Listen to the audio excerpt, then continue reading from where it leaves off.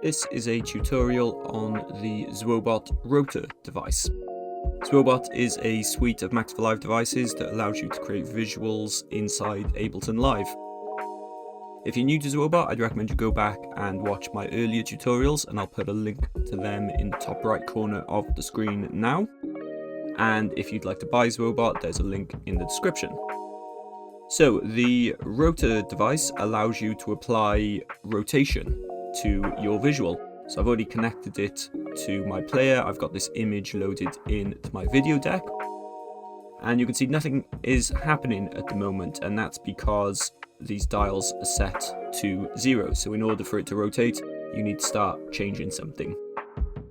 First, let's look at this size dial we've got over here. This controls the size of the image, so it's essentially a zoom in and zoom out. Then under here we've got these left and right buttons. This will add some auto rotation, so it will automatically rotate either in the left direction or the right direction, depending on which one you've got selected. But you can see it's still not doing anything, and that's because we've got this speed dial over here turned to 0. So this will control the speed of the rotation. So if I start to turn that up, you'll see it starts rotating. I can control how fast or slow the rotation is with this. Currently it's rotating to the left, but if I select right, it'll rotate the other way. If at any point you want to reset it to the default position and you want to stop the rotation, there's this R button down here which stands for reset, so you can tap that and it'll reset the speed to 0 and put it back to its original position. And then this A button up here is to do with the aspect ratio.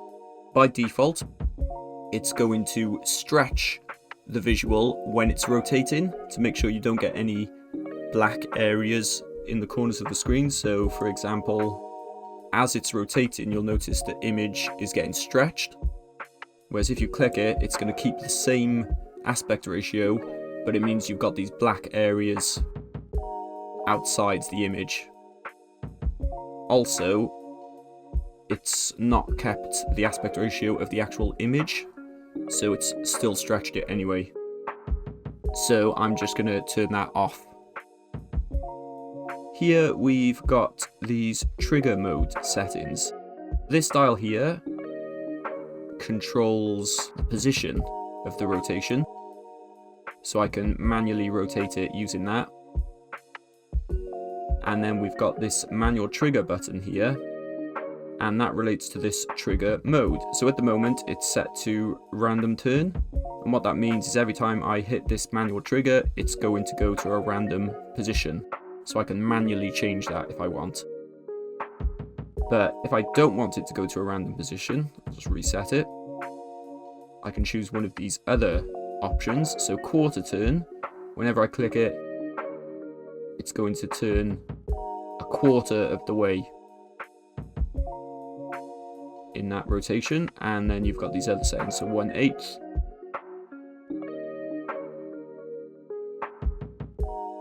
And then 1/16. So you can have a more controlled rotation if you want.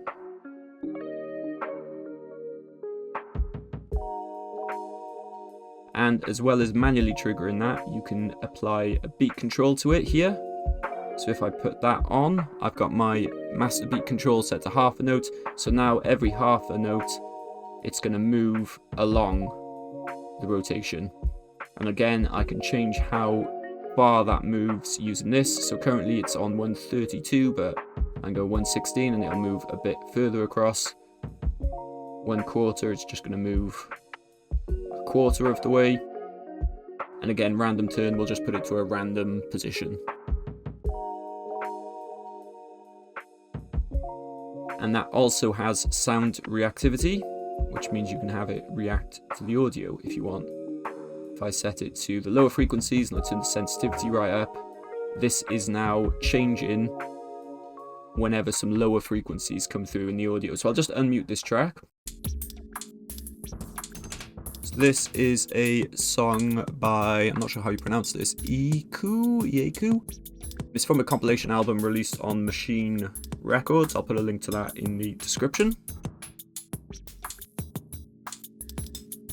So now it's moving to a random position in accordance to the lower frequencies, and I can also have it respond to higher frequencies selecting this button.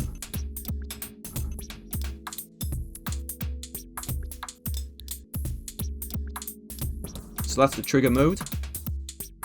And finally over here we've got dance mode. So this also applies some auto rotation. So if I put the speed up, I just reselect one of these. You can either choose left or right, random turn, left turn, or right turn.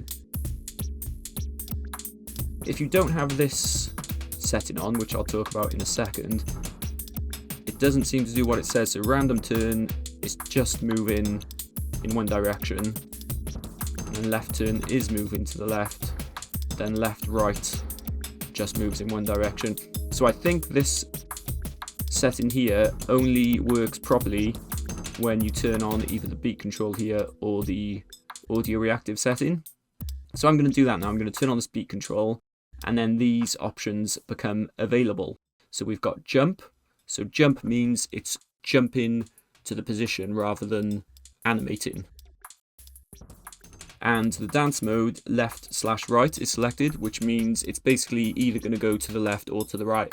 So in this case, it's pretty similar to the trigger mode we just looked at on random turn. It's just jump into a random position. But we can add some animation between that. So linear will mean that it'll rotate in a linear fashion. But then we've got some ease in as well. So we can have ease in and ease out. So now it's moving to the left and then to the right. So it's moving back and forth. We can change that to random turn, so it'll either go to the left or the right randomly. And then we can have it just go to the left using this, or just go to the right using this. So if you want some ease in and a bit more randomness to the movement, you can use this dance mode over here. And that also has audio responsive controls, so we can have it respond to the lower frequencies instead of being synced to the BPM. Or we can have it respond to the higher frequencies. And I believe the way this will work is the rotation will start in accordance to any higher frequencies that are coming through. So any higher frequencies will trigger the rotation, whereas when you've just got it on the beat control, it's going to be triggered on beat. And then in the bottom left hand corner we've got our usual transparency controls and blend modes. So this controls the overall transparency of the effect. And then here we've got a selection of blend modes that we can use to blend the effect with the underlying visual.